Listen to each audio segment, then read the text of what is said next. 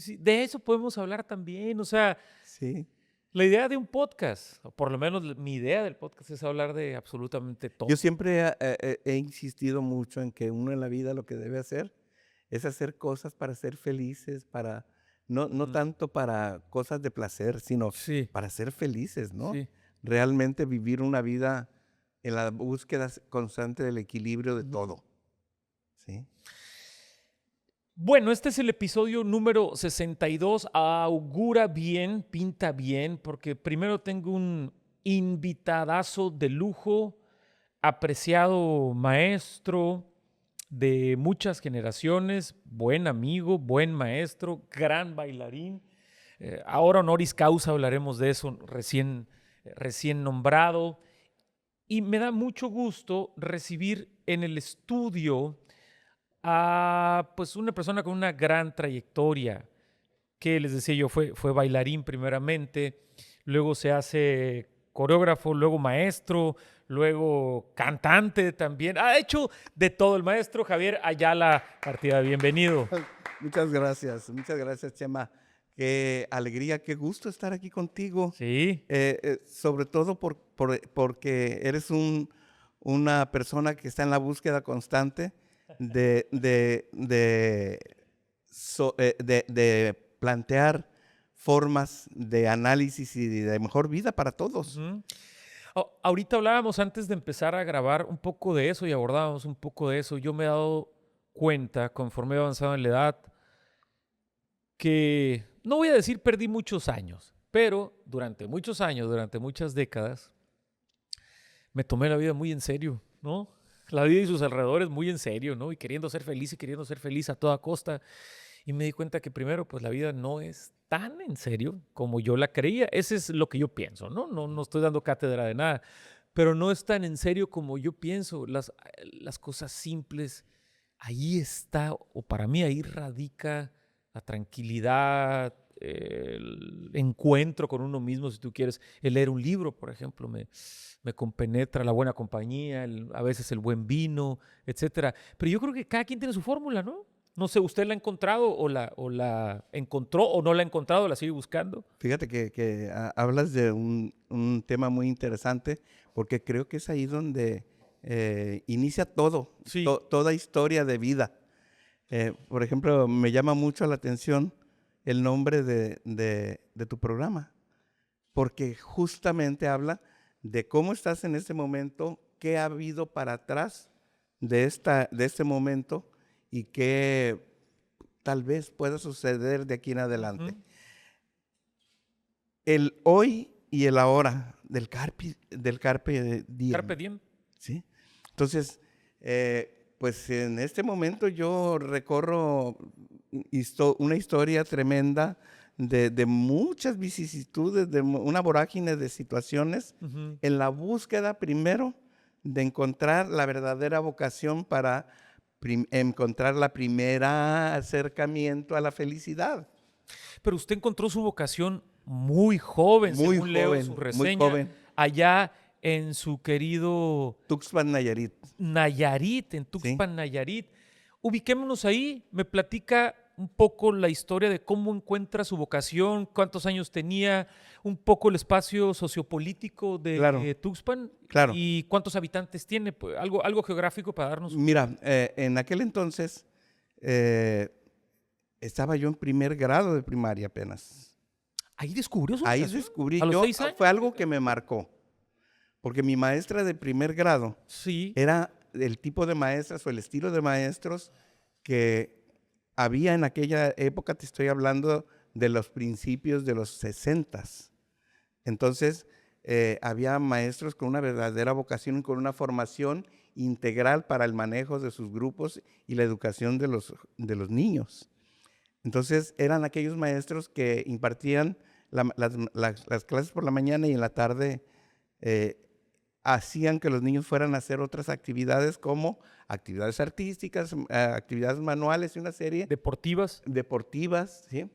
Entonces, la maestra utilizaba el aula y recorría todos los mesabancos para el fondo y ahí nos ponía a bailar tarareándonos una danza. ¿Cómo se llamaba la maestra? La maestra se llamaba Carmen Pérez Terríquez, nunca se me va a olvidar. Y nos tarareaba la danza de los moros de Michoacán, que la aprendí con ella. Una danza de lucha entre moros y cristianos. Y así nos la enseñó. Y curiosamente, para bailarla, Sí. nos llevó previamente un señor músico que tocaba el saxofón, era músico de una orquesta de ahí, y con el saxofón nos acompañaron la danza. ¿Qué es eso? Una experiencia significativa que definitivamente marcó mi vida. Ahí supo usted que iba a ser bailarín, que iba a ser maestro, que iba a hacer todo lo que... Imagínate bailar a los 6 años acompañado de música en vivo. Lo que eso representa. Yo jamás inicié con una grabación a bailar. Wow.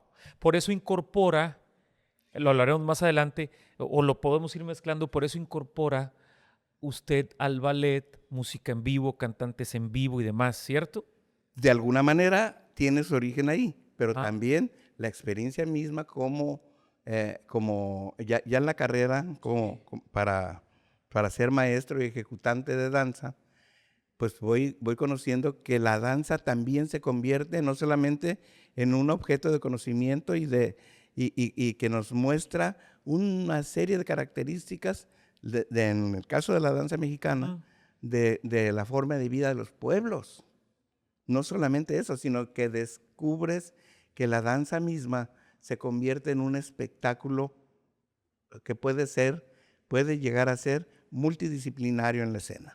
¿No se baila igual o no se expresa igual el cuerpo con música en vivo que con música grabada? Debe ser igual. Pero no. Pero las emociones que vive el bailarín en la escena es algo totalmente diferente y se conjugan las emociones tanto de músicos y cantantes como con la energía del bailarín. Sí. Entonces en la escena se genera todo un contexto enorme de energía que definitivamente tiene que impactar en el público. Es como preguntarle a un cantante, ¿debes de cantar igual o cantas igual si cantas con pista, aunque tu voz en vivo, o con acompañamiento en vivo? No es lo mismo. No es lo mismo, el manejo de emociones varía.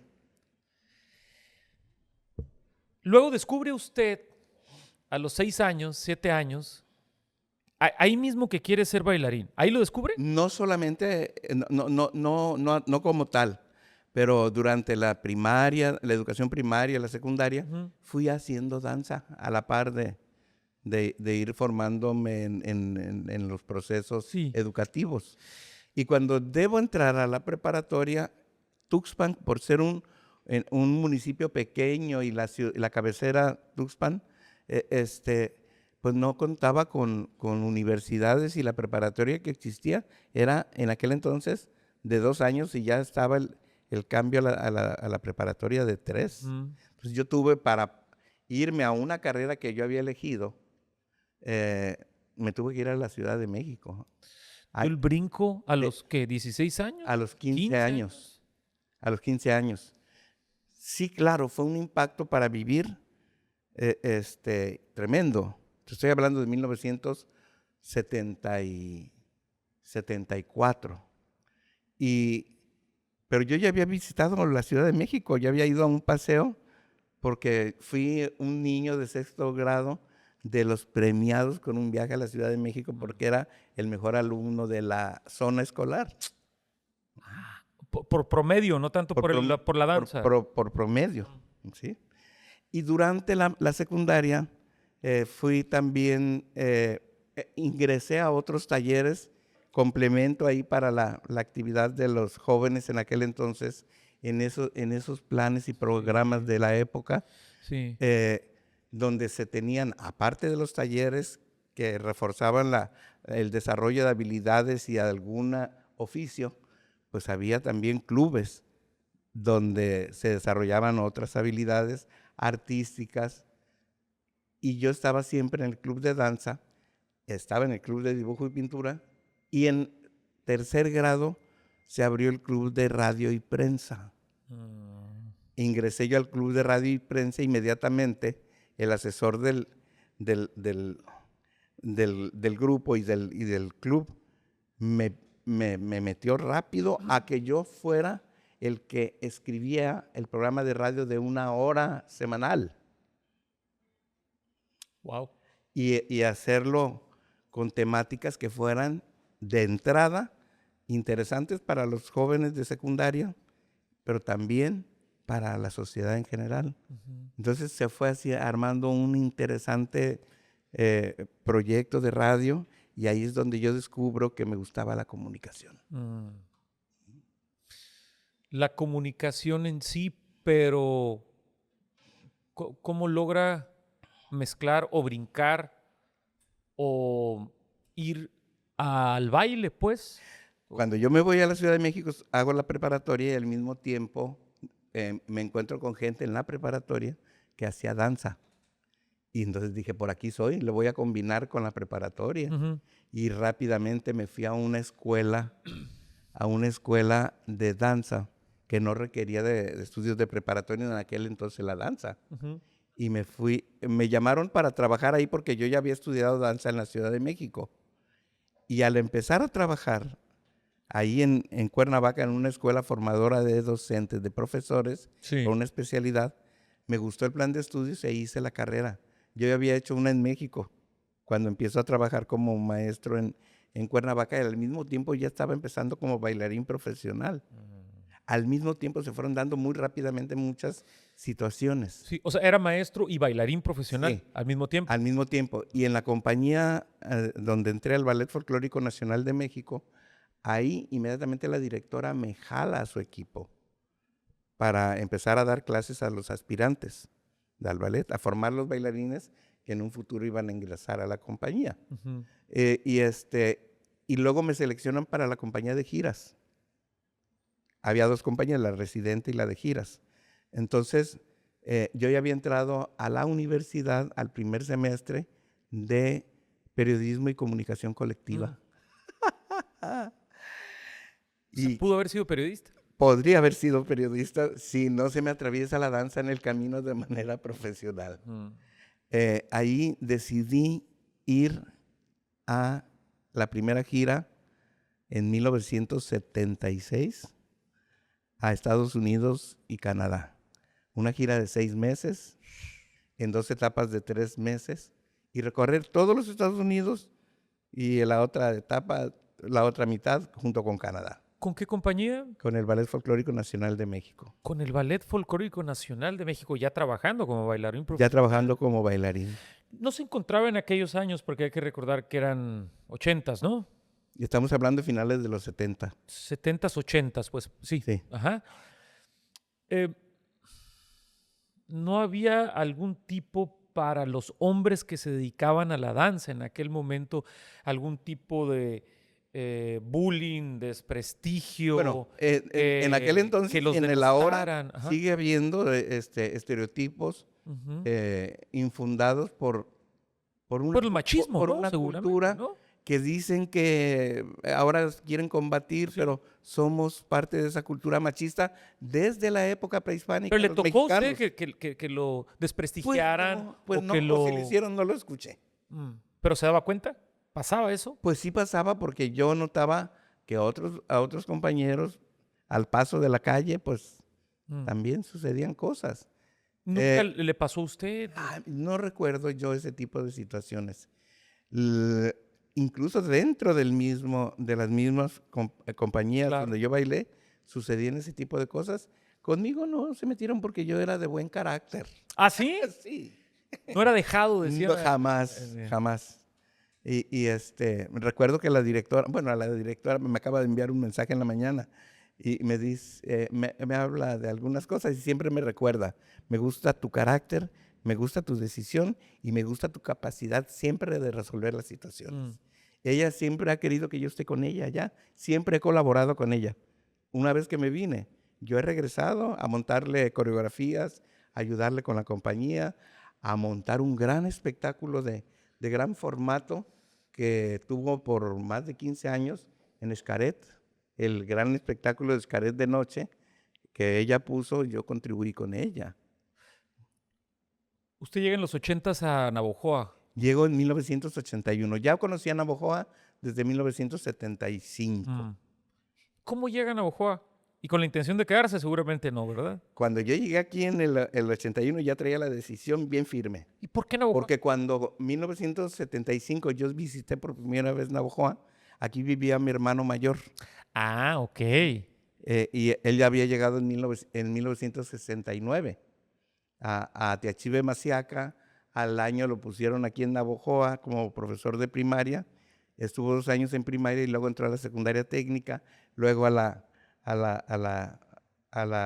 asegurada y finalmente estuvo en el Eaton. Estuvo en todas las escuelas de aquí.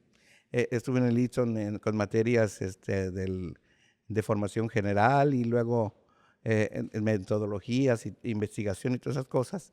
Y luego empezó a trabajar en la Universidad Pedagógica Nacional, donde llegó a ser director. Entonces, él, en aquel entonces, en 1975, trabajaba en la secundaria técnica.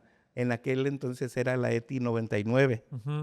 Y trabajaba en el Seguro Social con grupos de danza. Sí.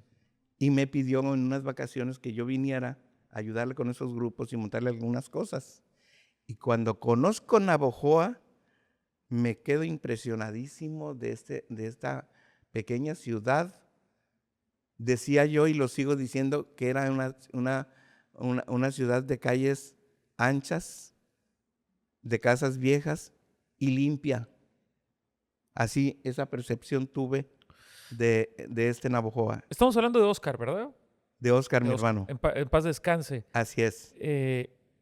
Pues básicamente él lo invitó. Sí. Lo trajo, pues. Sí, bueno. ¿Y se queda usted impresionado con Navojoa? Con Navojoa me voy yo, me regreso. Porque además en esa avenida conozco el momento donde cantan Gloria los mayos en la comunidad de San Ignacio. En el momento que cantan Gloria, el sábado de Gloria. Y me impresiona eso, quedó marcado para mí siempre. Me llevé esa imagen como si fuera una locación de una película, con el efecto del viento y la tierra volando, en el momento que avientan los pétalos de rosa y las campanas sonando y correteando los fariseos y los pascolas y exaltando los santos y empiezan a danzar los pascolas en la tierra. Y esa vibración de la tierra penetró en mí de una manera impresionante. Increíble. ¿Quiere prepararse su café, maestro? Adelante, hacemos una pausa mientras voy. Platicaremos más adelante del doctorado honoris causa que le fue entregado a 3 monstruos, dicho sea en toda la buena lid de la palabra, 3 monstruos del arte de la investigación, como lo es el maestro Lombardo Ríos Ramírez, también, que hemos tenido oportunidad de entrevistarla en varias ocasiones, el maestro Javier Ayala y por supuesto el maestro Oscar Ayala Partida, que en paz descanse. Ahorita hablaremos de eso, de este honoris causa que le entregaron. Y uno nace, supongo, ya con cierta predisposición a ciertas cosas o a cierto destino, porque usted a los 6, 7 años ya algo sentía el llamado, viene desde Nayarit a Navojoa y me dibuja esa escena maravillosa en San Ignacio y que lo hace tomar una decisión importante para el cambio de su vida. Para venir a Navojoa. Sí, sí. Porque yo cuando me fui de giras nosotros como compañía oficial del gobierno de México viajábamos mucho por muchísimos países. Cuando regresábamos de uno a los 15 días o 3 semanas, teníamos una semana para lograr readaptarnos a la altura de la Ciudad de México, y luego ya continuábamos con la vida en la ciudad. Y en una semana o 2 semanas nos pedían nuevamente el pasaporte, porque ahora íbamos a otro país o a otra embajada cultural del gobierno mexicano. Pero a ver, siento que no me he respondido bien. ¿Por qué en Navojoa? Si tenía tantas oportunidades para quedarse en la Ciudad de México, para empezar, en esas giras, ciudades más grandes, en Estados Unidos. En esas incluso, giras, ¿no? yo pensaba yo pensaba, si alguna vez el destino, la vida me lleva a elegir a dónde irme en la provincia, yo con toda la seguridad me iría a Navojoa. Pero porque estaba aquí su hermano de alguna No, manera, no, por lo porque que yo, sintió algo. porque yo percibí, aparte de esa ciudad de calles anchas y casas viejas y limpias, percibí la gente, la forma de ser de la gente de aquí. Eso a mí me maravilló de manera extraordinaria, porque yo no había conocido gente más espontánea, más real para vivir que la gente de aquí. ¿De verdad? Y seguimos siendo así, maestro. Yo creo que la vida cambia. Van influyendo muchos asuntos culturales que no son propios, Políticos, propios, económicos. y también en la política. Los políticos tienen una forma diferente de pensar de los políticos de antes.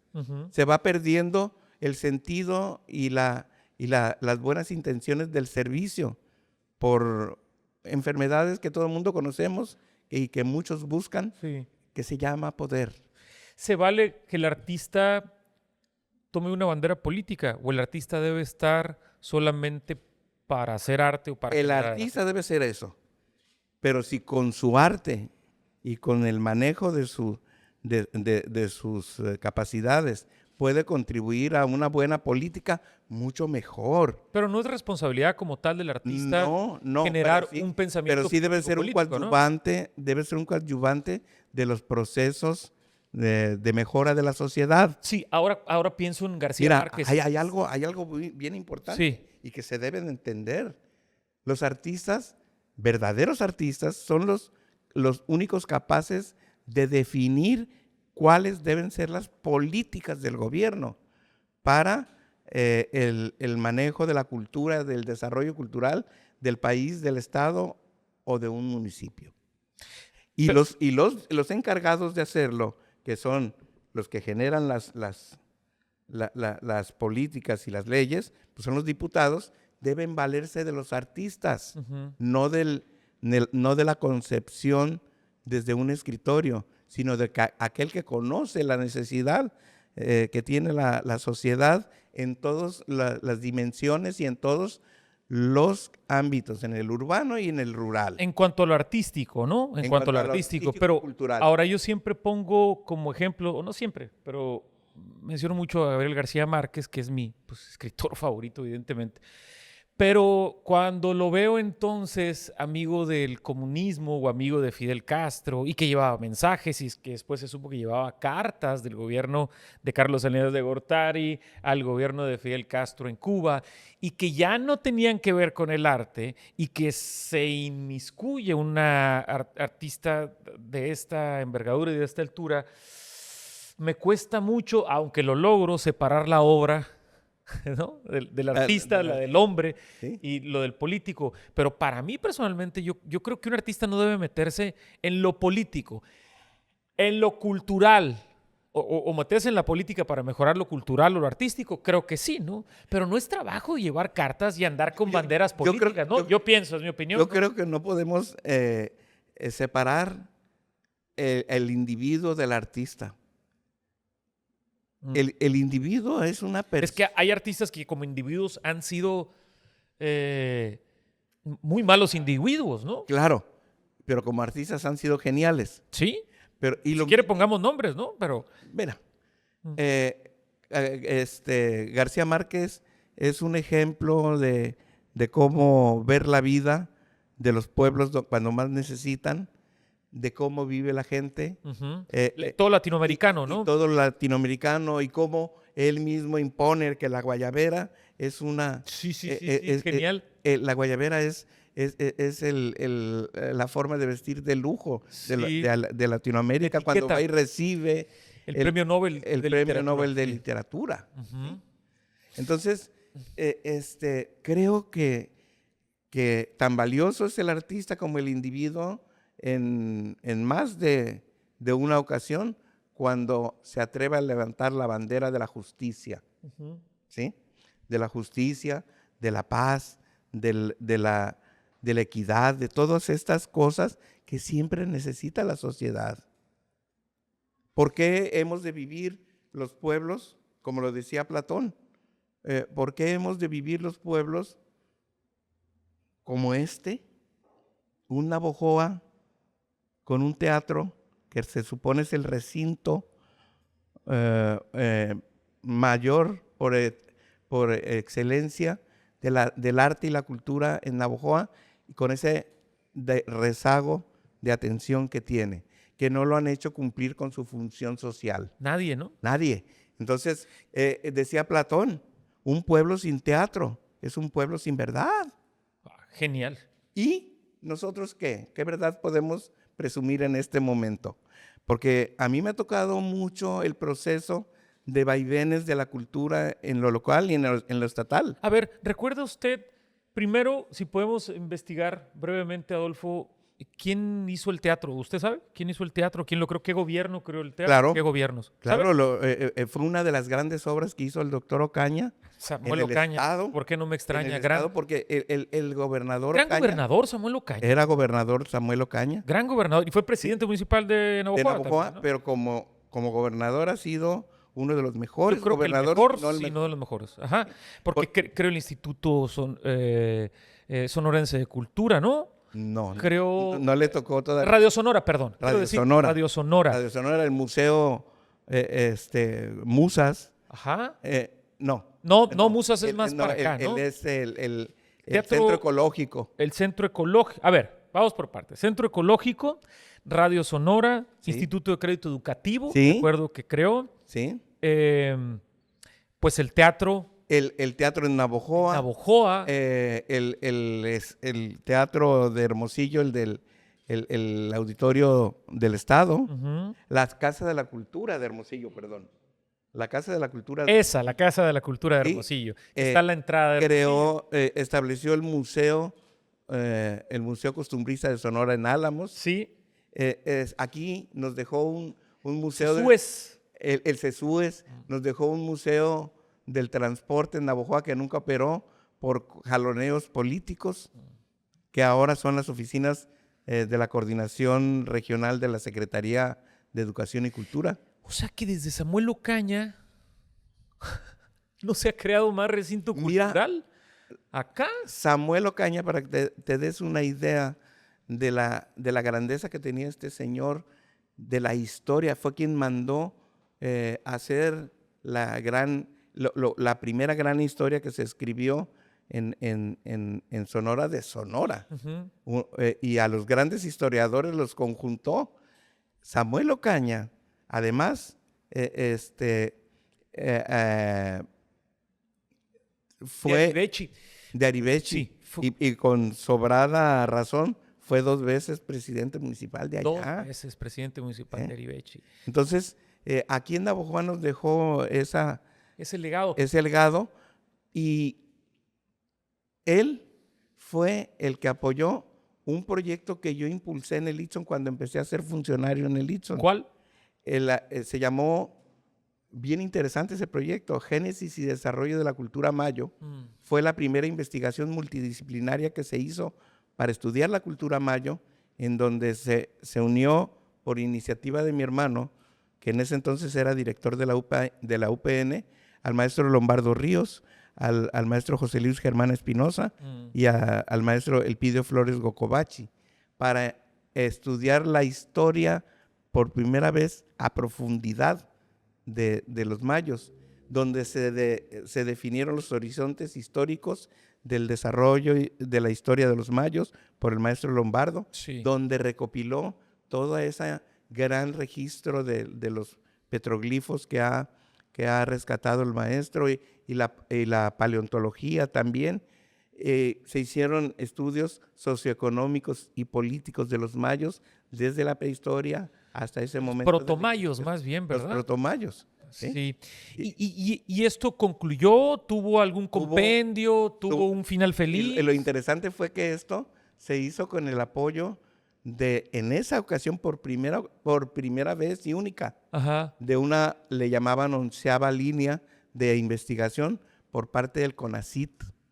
Y se logró el recurso, se aprobó el proyecto rapidísimamente, pero era una investigación tan grande que el rector de Litson tuvo que negociar, buscar más recursos para complementar, y el doctor Samuel Ocaña aportó mucho recurso por parte de un programa que había en aquel entonces que se llamaba el Programa Cultural de las Fronteras. Y posibilitó muchas cosas para que el maestro Lombardo pudiera entrar como investigador al área de arqueológica, porque el maestro no era arqueólogo. Tuvieron que darle un aval para que los conocimientos que él estaba registrando fueran válidos. Increíble. Increíble. Entonces, imagínate el tamaño de este señor, del doctor Ocaña, ¿sí? Y así te puedo hablar de muchas cosas que han sucedido en el desarrollo de la cultura en Sonora, porque fue hasta que llegó el ingeniero Félix Valdés que nace el Instituto Sonorense de Cultura para dar cumplimiento a la ley de fomento a la cultura en Sonora, que seguimos en las mismas, que hace falta. Estamos recientes apenas en la legislación federal y estatal para el tema de la cultura. Recientemente fue creada apenas en la 61 legislatura nacional la ley de acceso a los derechos culturales que dio origen a la Secretaría de Cultura a nivel federal, que vino a sustituir al CONACULTA. Apenas en los estados todavía no hemos tenido la armonización para la política cultural en Sonora. Imagínate cómo andamos los municipios. No hay una Secretaría de Cultura como tal, es un Instituto Sonorense de Cultura y es un director o directora en su caso, ¿no? Un instituto que depende de la Secretaría de Educación. Exactamente, debería ser una Secretaría de Cultura independiente de la Secretaría de Educación y Cultura, como existe, ¿no?, en otros estados. Claro, ¿no? ¿Sí? Ese es un gran tema y estoy seguro que se puede empujar. ¿Responsabilidad de los artistas o de las administraciones, del político? Esto, por ejemplo. Esto es responsabilidad del gobierno. Y el gobierno debe echar mano de las capacidades de los artistas. Alguna vez me tocó, los que están enterados sabrán, Ramón Vargas, uno de los mejores tenores mexicanos de toda la historia. No sé si usted lo ubica, Ramón Vargas, ¿no? Que aquí estuvo en un FAOT y lo fuimos a ver. Tengo una foto con él, ahí te la paso, Adolfo, ahí estoy. Lo conozco desde antes que fuera famoso. Ah, pues un niño cantor. Sí. Desde siempre. Siempre cantó bonito el gran Ramón Vargas, ¿no? Sí. ¿Buen tipo? Excelente. A mí me dio la impresión persona. de que sí. Pero ahí voy a esto. A él lo nombraron director de Bellas Artes. Por alguna extraña razón, los artistas, cuando los ponen a administrar cosas de la cultura, así es, no funcionan. No funcionan. ¿Por qué, maestro? Bueno, el gran Ramón Vargas, si ves, un abrazo. Siempre lo he Pero él fue director y duró un año, creo, 1 año y medio. Siempre lo he dicho yo, a pesar de que yo soy bailarín. Yo no sé de dónde.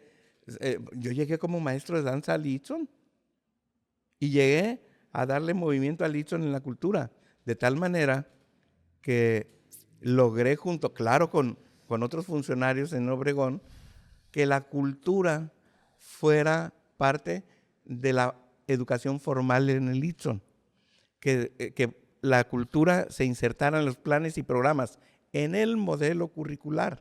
No solamente, como muchas universidades hay, que o tienen una oferta de carreras de artes o tienen un gran proyecto de difusionista, de difusión de la cultura, pero lo que es la formación integral de los estudiantes difícilmente la tienen.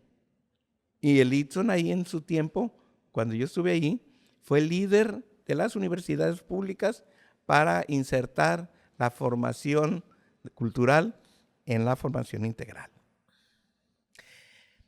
A ver, para hacerlo clip esto, tómese su tiempo, pero que tenga una introducción, un desarrollo y una conclusión, así como nos decían ustedes cuando estudiábamos. Ahora le voy a pedir lo mismo, maestro, que tenga una introducción, un desarrollo y una conclusión. Es que me pones como los malos cantantes a viajar en las escalas. ¿Para que vea? No, pero usted es un gran cantante, puede viajar a todas las escalas. No. ¿Cómo nace, cómo se forma? Ya me dijo fuera del aire, hago un poco de spoiler, que ya estaba formado de alguna forma. Pero, ¿cómo nace el ballet folclórico Lloréme Aleya? cómo llega, cómo se desarrolla y a ver si le podemos dar redondez y Te lo voy a decir concluir. muy rápido. Mira, es bien interesante el nacimiento y hasta donde yo lo dejé. Ajá. Qué curioso, nace en la reestructuración estructural del Itson que se dio en 1980, Sí. la Dirección de Extensión y Difusión Cultural, y coincide con que en 1981 se celebra el 25 aniversario del Itson como universidad. Y con ese motivo nace el ballet y da su primera presentación el 15 de agosto en ese marco en Ciudad Obregón. ¿Qué fecha? 15 de agosto de 1981. 81. Lo integra mi hermano, lo forma y lo presentan allá, y fue la única presentación que dio bajo la dirección de él. Yo llegué el 23 de noviembre, luego.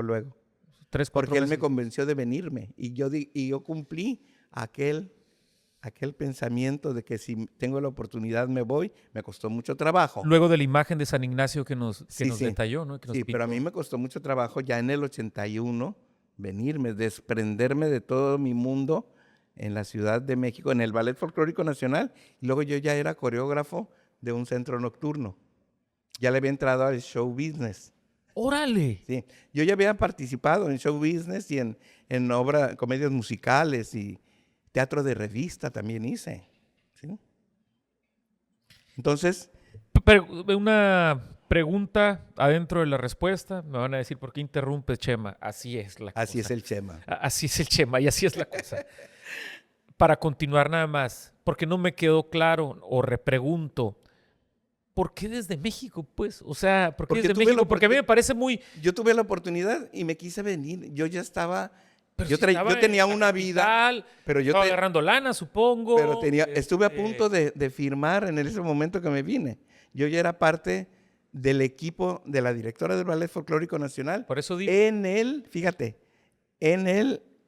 había la unidad artística del Ejército y la Armada. Y la directora era la directora de la unidad del Ejército y la Armada. Yo trabajaba en el Ejército, iba a firmar mi alta allá. Yo trabajaba como civil y cobraba un sueldo de subteniente. Bueno, ¿y por qué se vino, pues? Porque traía una vida saturadísima de trabajo yo. Llegaba el momento que dormía 45 minutos en la noche nada más. No iba a llegar a... No iba a llegar a los 30 años. Sí. Yo me vine a los 22 años a dirigir el Eso ballet. fue una buena decisión, entonces. Fue una buena decisión que me costó trabajo, sobre todo económicamente. Me costó muchísimo esfuerzo. Sí. ¿Sí?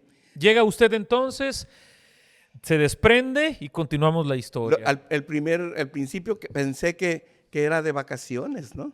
Pero luego se vinieron los tiempos difíciles. Resulta que yo llego en noviembre del 81 y todo enero, mayo del 82 trabajo como maestro auxiliar en el Itson dando clases de danza y dirigiendo el ballet.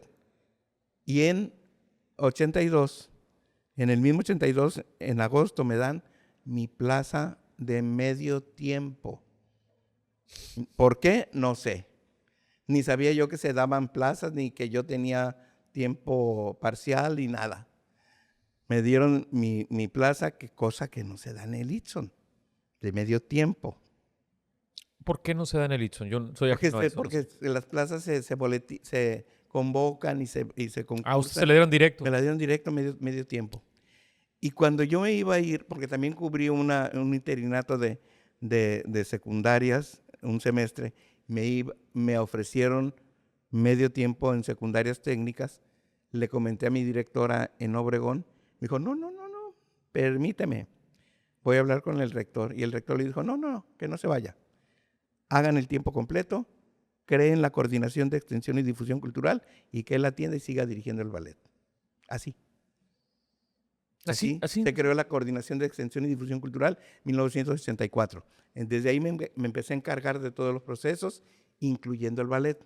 Entonces el ballet fue tomando forma. Yo traía una idea de proyecto del ballet desde un principio, de llegar a ser un proyecto integral así multidisciplinario. Pero o sea, costaba mucho trabajo aquí. Y dinero, ¿no? Porque cuando yo recibí el ballet, recibí con 18 parejas. Y yo hice un análisis, un examen de exploración de capacidades. Y no servían todos. De verdad, así. Se oye mal como lo digo. No, pues es Pero la en realidad, la ¿no? realidad, en el arte las cosas son... Ejecutar nada más bien, Sí. ¿no? Y tener técnica. Entonces, me quedé con 6 parejas de las 18. Y con esas 6 profundizamos en la danza un poco. Y desde ahí para adelante, el proceso con el ballet fue un proceso muy mío de simplificar los procesos técnicos para dar resultados inmediatos. Y luego tuve la oportunidad de empezar a crear la parte musical, de ir insertándola paulatinamente. Y luego, después, ir haciendo un equipo de dirección, un equipo conmigo. Primero con un coordinador musical y ya después darle la batuta de la dirección musical a alguien. Tuve 4 directores musicales. Tuve 2 coordinadores musicales al principio y luego ya 4 directores musicales. Entonces, ya se va armando el proyecto del ballet, se va definiendo el perfil que yo quería de espectáculo, de música, canto y danza al mismo tiempo, y con inversión en las producciones bien hechas, profesionalmente. No era un ballet profesional, pero sí era un ballet de gran nivel universitario. ¿Sí? Porque profesionales solamente los que se dedican a integrar bailarines profesionales que llevaron la carrera, cantantes profesionales que llevaron la carrera y músicos profesionales. Sí, claro. Y además cobran para ello o se les paga para ello. Aquí entonces el asunto era un trabajo multidisciplinario en donde yo trataba de entrada, había principios también de buscar la inclusión, no discriminar ni por figuras, ni por estaturas, ni por colores, ¿sí? Siempre tratando de buscar que cada quien se responsabilice de sus responsabilidades, de sus cuerpos, ¿sí? Yo estaba encargado de lo de acá y la motricidad. Sí. Y obviamente de la creatividad de diseños coreográficos, algo muy interesante. Yo logré montarle al ballet más de 60 coreografías. Eso estaba a punto de decirle, ¿no? ¿Sí? Usted tiene más de 60 coreografías, que son un que hice montón. para el ballet. Y me Son un quedé con montón. proyectos, me quedé Sí. con proyectos, Pausados. pues ahí en stand-by, porque también entendí que la vida tiene ciclos. Claro, le Yo iba a decir, ya me había jubilado con mi plaza en el Eastson ¿hace cuánto se jubiló? en 2019. Ok. Y Sí. continué, el rector me pidió en su momento que me quedara dirigiendo el ballet. Y me quedé hasta enero de 2023. Ya no Las tiene- circunstancias ya no se dieron. Cambió la visión de la institución. ¿Sigue el ballet todavía? Sigue el ballet que debieron haberlo terminado. Usted ya no tiene nada que ver Nada con que el ver ballet. desde enero de 2023. Debieron haber terminado, cerrado ese proyecto y crear otro. Sí. Porque ese proyecto tenía, en su momento que yo lo dejé, tenía pues la mística mía y la visión mía. Claro. Y tenía un plan de desarrollo que yo dejé, Sí, pues era una que no creación lo de iban usted. a continuar. ¿Cómo se desprende alguien de algo o de alguien después de 40 años? ¿Cómo es? ¿Pudo Cuando- desprenderse y decir en el cuando 2023, bueno, ya entiendes- me voy, aquí está? ¿O cuando hay un entiendes que proceso de duelo? Así como las condiciones iniciaron en su momento, que se dieron Ujú. paulatinamente y la disposición de la institución, cuando ya no estaban las condiciones y la disposición de la institución, dije yo, más vale aquí corrió y no aquí quedó. ¿Por qué? Porque ya me di cuenta de que ya no iba a haber inversión. Además de que yo le ayudé mucho a la institución porque yo siempre busqué muchos fondos de fuera, de la federación, del Estado, ¿eh? Y fondos también de la iniciativa privada. Eso es algo que nadie entiende, que es parte a veces del artista y a veces del gestor cultural. ¿Sí? ¿Hubo un duelo a eso? ¿Hubo un duelo de parte de usted hacia No, eso o fue No, soltar? yo soy y se de convicciones, de decisiones firmes. Cuando yo decido algo, lo decido hasta aquí y hasta aquí. ¿Sí? Así como le doy apertura a todo, también llega el momento que digo yo hasta aquí. Fue un apostolado prácticamente lo de usted, ¿no? Claro, porque a mí me tocó no solamente edificar el Itzon. El Itzon, estoy hablando de edificación desde la construcción Sí, como institución. claro. Pues estaba en el monte, si me permite decir. Bueno, empezó acá en el centro, ¿no? En el centro y ahí, Pero luego, ahí lo desarrollaba usted, supongo, ¿no? ahí seguí todo el tiempo. Sí, pero luego se cambió acá como universidad, ¿no? Sí. Pero usted seguía en el... Sí, los dos campus siguen siendo la misma universidad. Pero usted... Pero el área de seguía en cultura el- está acá y la de deportes, y allá están algunas actividades de la cultura y deporte también. Pero a mí me tocó edificar esta institución desde la estrategia institucional, desde la concepción de instituciones. Lo he dicho recientemente, yo fui partícipe muy cercano del currículum oculto del Itzon.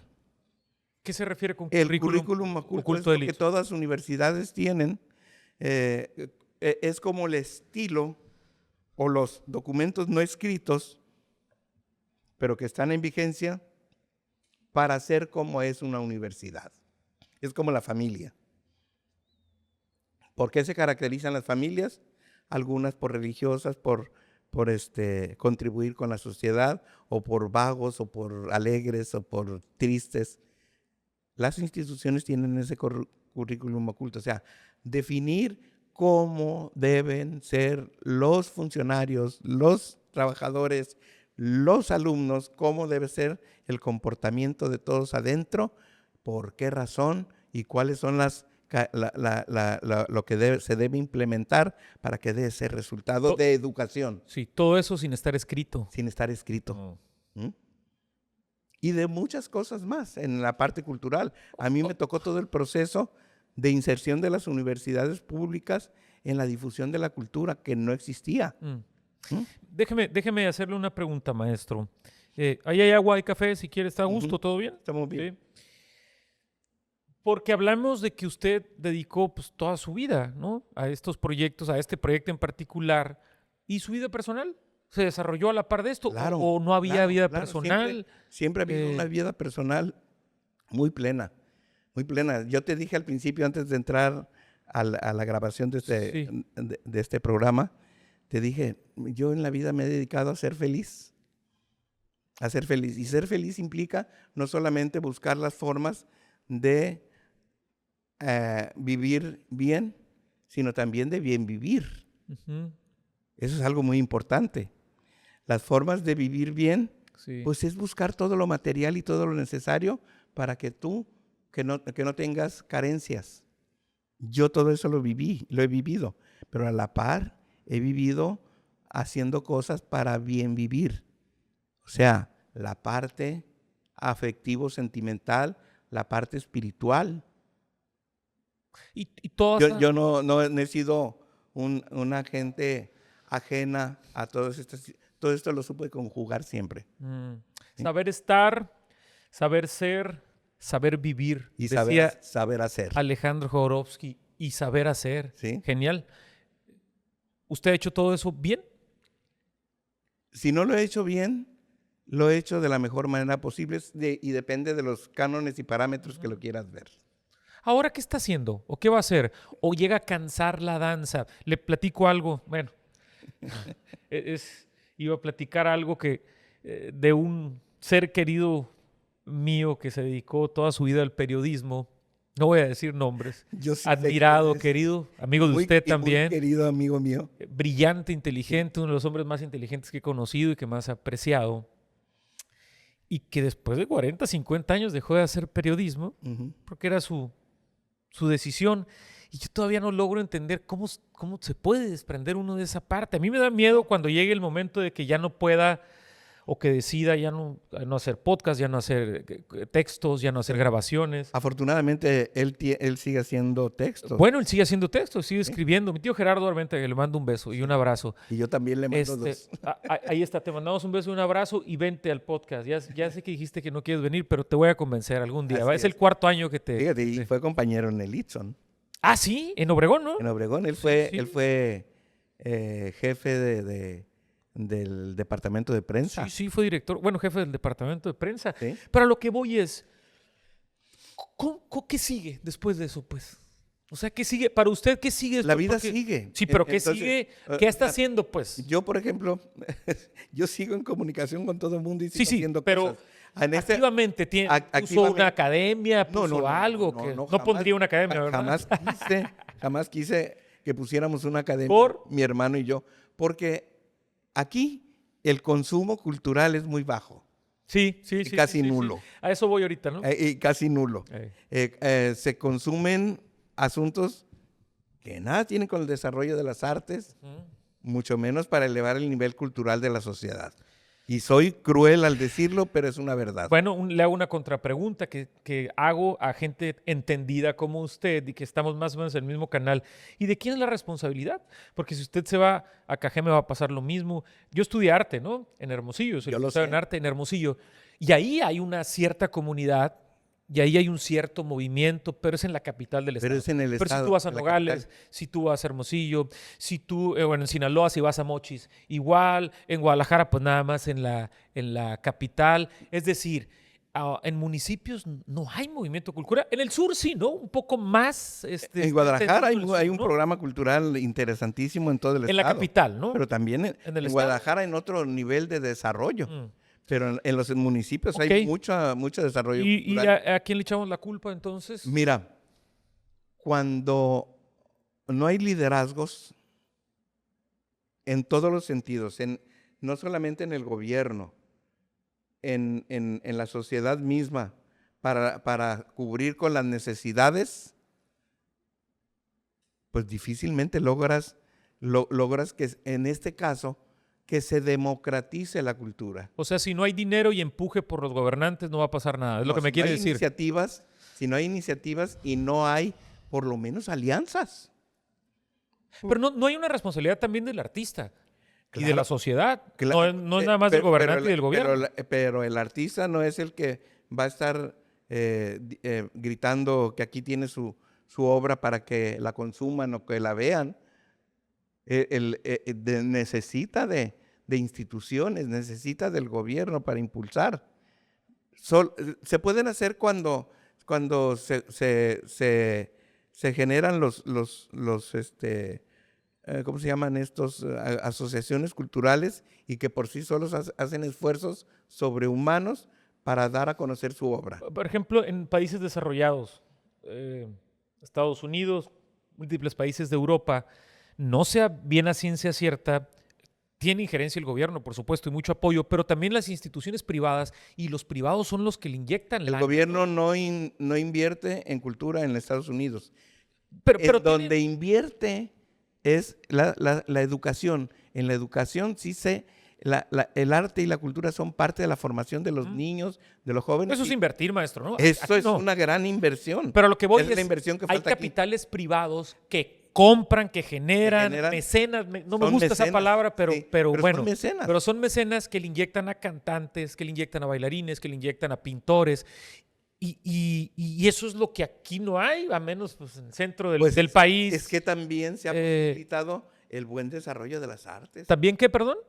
O sea, no se ha posibilitado el buen desarrollo de las artes. Mira, en 1942 surgió un movimiento interesante en la postrevolución. Vamos a pensar en en el México actual, en el México contemporáneo, lo que hay después de la revolución. Para atrás hubo otras cosas, pero a partir de en la postrevolución, ¿qué pasa? Que con el gobierno de Álvaro Obregón se crea el, el- el- el- el departamento, no recuerdo cómo se llamaba, lo que antecede a Bellas Artes. a la Secretaría de Cultura. Ah, Y luego se crea Bellas Artes. sí. Bellas Artes, con un programa de desarrollo de las artes, de la apreciación, pero no la formación. Hasta 1940, acuérdate que los grandes artistas se iban a Europa o a Estados Sí, Unidos y regresaban a presentar su cosa o en también las a facilidades formar que les daba. talleres. Ujú. ¿Qué pasó entonces en 1942? El presidente en turno eh, provoca que esos grandes intelectuales, esos grandes artistas se junten y se forme el Seminario de Cultura Mexicana para empezar un modelo de difusión cultural Ujú. a través de la comunicación, a través de revistas, a través de conferencias, seminarios, ¿cómo se llama? Paneles, todo esto, a nivel no solamente local, sino a nivel nacional. Y a 1947, por iniciativa del director de Bellas Artes en ese momento, Carlos Chávez, se crea la Academia Nacional de la Danza apenas. Cuando se empieza a investigar la danza mexicana y se empieza a desarrollar la danza clásica y la danza contemporánea como técnicas universales de la danza. No es hasta que se crea el FONADAN en los años 70 con Echeverría, que se abre un gran proyecto de investigación, documentación y recopilación y conocimiento de las danzas y los bailes. Vamos atrasados entonces, maestro. Demasiado rezago en el desarrollo de las artes. Maestro, Tú mismo, como sí. estudioso del canto, te das cuenta Sí. cómo estamos los grandes mexicanos los grandes artistas mexicanos que sobresalen en el canto, Se tienen que ¿dónde ir. triunfan? No, en Europa. Aquí no hay espacios. El gran Arturo Chacón, conterráneo de Arturo, aquí, Rolando ¿sí? Villazón, Y Ramón todos Vargas, los que han en fin, pues desfilado. Plácido, que Y las esa es una mujeres historia también diferente. maravillosas. Sí, claro, claro. ¿Mm? A usted le quedan unos 50 años de vida más, maestro. Yo le propongo, ¿por qué no entonces abrir algún instituto o alguna casa de la cultura o algo? Mira, yo ya he hecho Y- propuestas para el gobierno. Y yo le entro ahí con unas 2 o 3 veces a la semana. Yo voy y doy clases de canto, lo que Mira, sé. nosotros con Jorge Pacheco. Sí. Forma- Saludos a Jorge Pacheco. Lo invitamos. Saludos a mi querido Saludos al buen Jorge. Jorge, sí. Formamos en 2016 la corresponsalía Navojoa Región del Mayo del Seminario de Cultura Mexicana. Ujú. En ese momento yo brindé todo el apoyo cultural y las instalaciones del ITSON para las actividades que se hacían. Sigue operando esta corresponsalía de una manera maravillosa y sin recursos, porque no es con recursos. Todo es buscando en la gestión cómo las cosas se den, alianza con los municipios, alianza con la Canaco, alianza con quien se pueda, con el Instituto Sonorense de Cultura, con todas las instancias posibles para tener una agenda de actividad que le agregue valor a la gente que le gusta escuchar temas de cultura. Y buscamos estar motivando gente Ajá. que le invierta, que asista también, Sí, sí. y buscando hacer la mejor forma, aunque sea en pequeño, ¿Y qué ha de pasado? hacer difusión. Muy buena actividad hemos hecho. Ujú. Y trayendo personalidades importantísimas en México a estos eventos. Ya estamos trabajando en ese sentido y estamos a punto de reunirnos ya para hacer la planeación del siguiente semestre. Por otro lado, yo pertenezco a la Asociación Nacional de Maestros de Danza Popular Mexicana. Es una asociación muy interesante que realiza dos congresos en el año, en Semana Santa y en diciembre. Y yo por razones de tiempo siempre no podía asistir a los congresos. Los recibíamos aquí en Navojoa tuvimos 2 congresos nacionales. Y es una asociación de investigadores de la danza. Yo soy miembro honorario de ahí, Ujú. porque yo casi fui fundador, más bien aquí se gestó esa asociación. Y y pues yo soy tomado en cuenta para la toma de decisiones. Excelente. Maestro, permítame hacerle algunas preguntas finales breves, concisas, que me interesan. Y vamos a cerrar, me lo han mandado 4 veces mi buen amigo Adolfo. No se te vaya a pasar mencionar el doctorado honoris causa. Por supuesto, con eso vamos a cerrar. No, me pega una regañada Adolfo ahí, que no nos pega, ¿no, Paulina? No, no se crean, no se crean. Es buen amigo, buen productor. Extraña, ¿cómo lo planteo? Ah, sí, lo voy a plantear. Extraña bailar, extraña danzar y extraña su cuerpo, su imagen de hace 30, 40 años cuando bailaba y cuando podía bailar. Fíjate que cuando yo tomé la decisión de dirigir, tomé la decisión de retirarme del escenario ¿Qué edad tenía? bailando. Tenía 22 años yo. Ah, pues cuando llegó, pues. Yo no podía dirigir y bailar. Yo no podía bailar aquí. Hubiera sido No, pues. inaudito eso. Claro. ¿Sí? No iba a estar parejo, ¿no? El nivel, ¿no? De hecho, yo regresaba a bailar al ballet en las vacaciones Ujú. porque la directora me pedía que Pues sí. bailara. Cuando había gente importante que contrataba el ballet en Estados Unidos, como el gran Liberace, Mm. que trabajamos mucho con él, estando en México, quería que yo fuera a hacer una danza que le encantaba que yo hiciera. ¿Se ha preguntado cómo hubiera sido su vida si se hubiera dedicado 100% a la ejecución, digamos, Mira, si hubiera sido bailarín? Cuando fui ¿Pero se ha preguntado? cuando fui a la celebración del 50 aniversario del ballet, ahorita ya el ballet cumplió 70, cuando fui al 50 aniversario, toda la gente que éramos compañeros bailarines, todos ya estaban mal. El que no con bastón. ¿Jóvenes? Pues ya no tan jóvenes, porque también yo fui de los más jóvenes del ballet de mi generación. Ah, bueno. ¿Sí? Yo dejé de bailar a los 22 años. Seguí bailando como hasta los 28 años. O sea, tiene sus secuelas y sus consecuencias corporales, ¿verdad? Claro, claro. Aquí volví a bailar cuando el ballet cumplió 10 años, porque el rector me lo pidió así, para autorizarme un proyecto. Ujú. Bailé cuando una danza, cuando el ballet cumplió 10 años, pero tuve que habilitarme y entrenarme. Yo ya no hacía danza como bailarín de enero a mayo, para no bailar ni siquiera el 50% de la capacidad con que yo lo hacía. ¿Has sentido que le hace...? No, mira, la danza no es solamente una actividad práctica. La danza es una actividad también de emociones Claro. y de conocimiento, sobre todo. ¿Qué le falta por hacer? ¿Siente que algo que le falta por Yo quiero hacer? ¿Qué va a seguir haciendo? seguir haciendo danza, creando. Ujú. Voy a seguir. Yo estoy escribiendo conferencias Mm. que tienen que ver con la danza.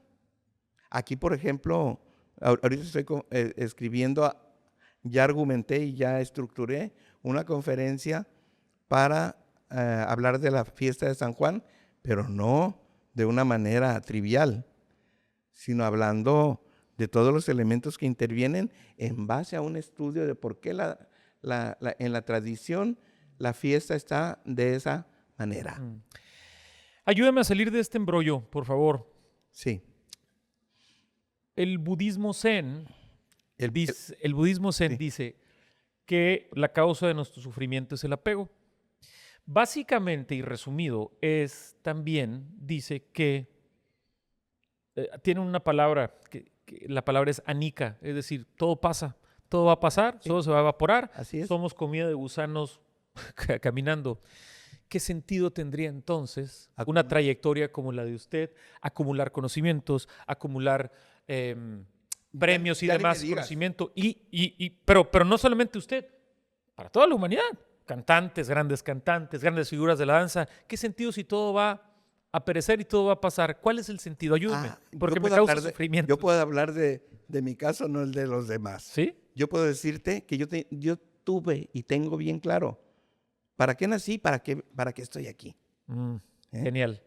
Eso te da la oportunidad de navegar en los vaivenes de la vida y, Genial. y de adaptación a los tiempos, a las circunstancias, a los momentos, disfrutar lo disfrutable, hacerte un lado de lo que no es disfrutable y seguir como la gallina del periférico, que la arrastró un Camión. camión, un tráiler, y se levantó, se sacudió y siguió caminando. Genial. ¿Eh? Genial, genial. Yo podría cerrar aquí el podcast, pero no, todavía falta esto. Aunque nos olviden, ¿verdad?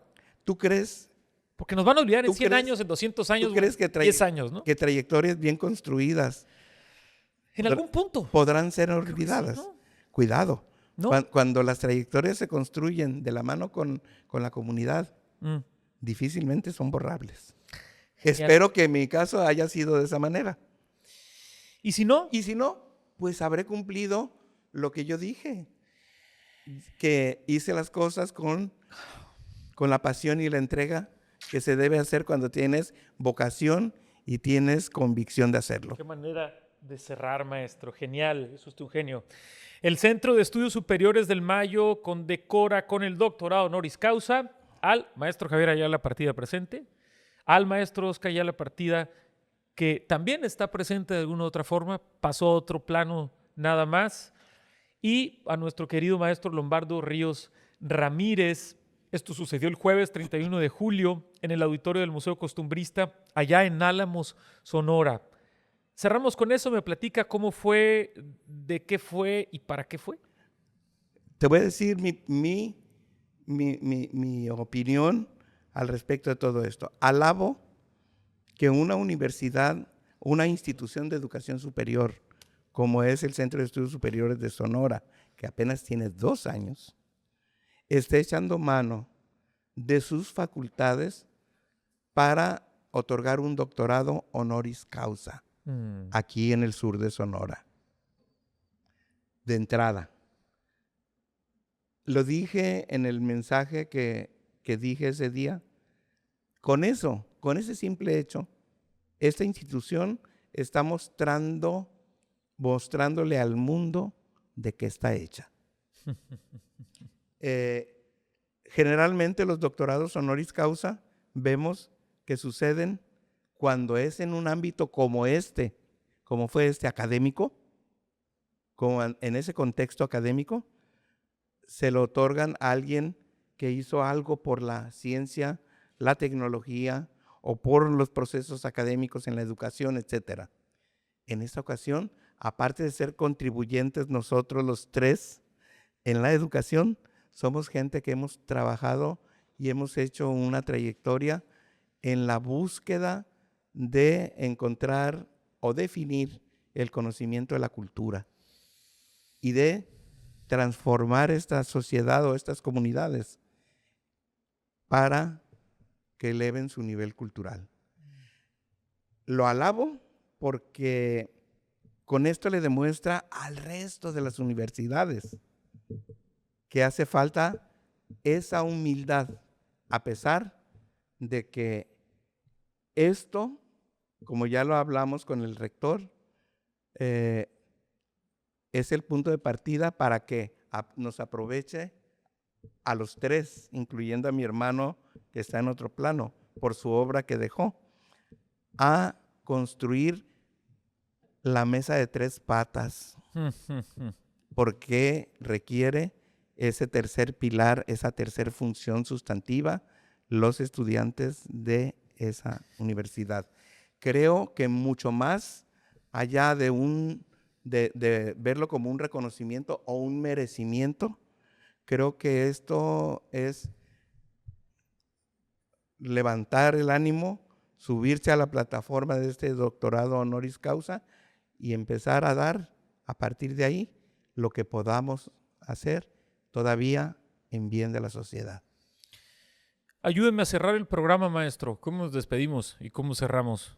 Yo le puedo dar esa cámara si quiere y usted hablarle a la gente de Ojoa. Yo soy un aferrado perseverante de que un día las cosas cambiarán. Por eso siempre he buscado la alianza con todos los sectores. Creo que la unión de fortalezas siempre va a resultar algo positivo. Yo creo en el modelo de la triple alianza del desarrollo económico. Creo en ese modelo traslapado o transformado o adaptado a la educación. Pero también creo en ese modelo transportado a los procesos culturales, en donde podemos sumar siempre al gobierno, a la sociedad y a la educación para que se dé un desarrollo cultural. Y te puedo decir que estoy convencido de que la cultura y la educación son los únicos campos que permiten poner en condiciones a una comunidad o a una sociedad para que penetre todo el desarrollo. O sea, la cultura y la educación son el abrecaminos para el desarrollo de los pueblos. Larga vida al maestro Javier Ayala, a la danza y al arte. Gracias, maestro. Muchas gracias a ti, estimado Chema. Te felicito por estos programas y por seguir invirtiendo tu tiempo y tus esfuerzos y tus recursos para darle a la sociedad algo de valor. Gracias por eso. Gracias. Pero gracias a ustedes más y gracias al equipo de producción. Nos vemos en el episodio número 63. Genial, genial, genial. Muchas gracias a todos. Muchas gracias. Genial. Gran programa. Gran programa.